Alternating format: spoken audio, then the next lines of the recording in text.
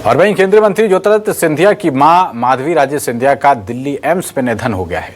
सिंधिया परिवार की राजमाता बीते कुछ दिनों से एम्स में वेंटिलेटर पर थी। माधवी राजे का पिछले 3 महीने से इलाज चल रहा था और माधवी राजे सिंधिया का अंतिम संस्कार गुरुवार को किया जाएगा।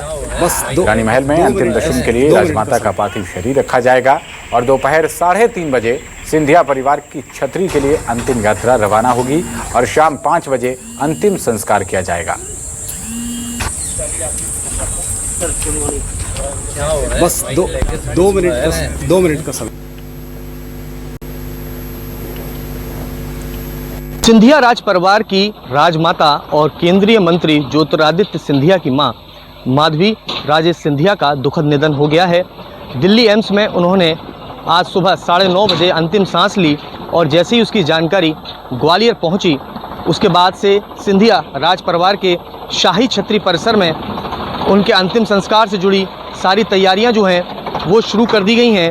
आप देख सकते हैं शाही चबूतरा जो है वो तैयार किया जा रहा है, जहां पर राजमाता माधवी राजे सिंधिया का अंतिम संस्कार किया जाएगा।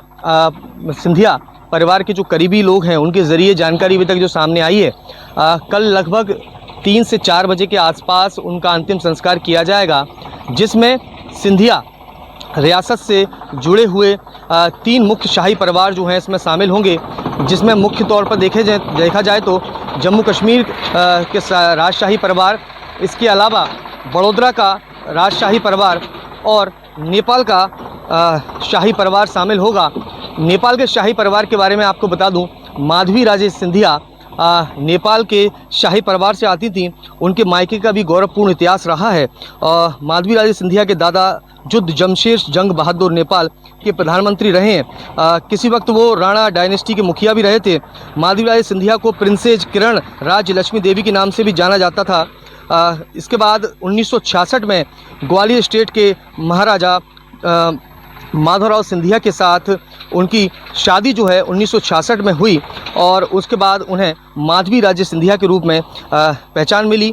और जिस तरह से वर्तमान समय में वो ग्वालियर राज परिवार की राजमाता थीं, ऐसे में पूरे ग्वालियर क्षेत्र में एक शोक की लहर जो है वो देखी जा रही है। इसके अलावा ये शोक की लहर महज सिर्फ ग्वालियर चंबल अंचल यानी ग्वालियर स्टेट क्षेत्र तक ही सीमित नहीं है। प्रदेश के साथ देश और नेपाल और विदेश में ये शोक की लहर पहुंची है। और जिस तरह की जानकारी अभी तक मिल रही है कि कल अंतिम संस्कार के वक्त मध्य प्रदेश के साथ देश और विदेश से कई शख्सियत उनके अंतिम संस्कार में शामिल हो सकती हैं। यही वजह है कि तमाम तैयारियों को अंतिम रूप दिया जा रहा है। कैमरा पर्सन मनोज के साथ कर्ण मिश्रा, न्यूज़ 24 ग्वालियर। कल शहर में काफ़ी संख्या में वीवीआईपी, वीआईपी और सामान्य जनता इस कार्यक्रम में शामिल होगी। इसको दृष्टिगत रखते हुए कैसे सबको शांतिपूर्वक यहाँ लाया जा सके, कोई लॉ एंड ऑर्डर की स्थिति न बने, इसको दृष्टिगत रखते हुए पुलिस जो है चर्चा करके और अपना प्लान बनाएगी आने और जाने के लिए। अपनी तैयारियां थी, जो भी राजमहल से लेके यहाँ तक छतरी तक का जो रूट रहेगा, साथ ही जो भी वीआईपी आएंगे उनके लिए जो भी व्यवस्था लगाई जानी चाहिए, साथ ही जो भीड़ है उसके नियंत्रण के लिए जो भी माध्यम उचित व्यवस्था की जानी चाहिए, उसके लिए प्रशासन ने तैयारियां स्टार्ट कर दी हैं अभी।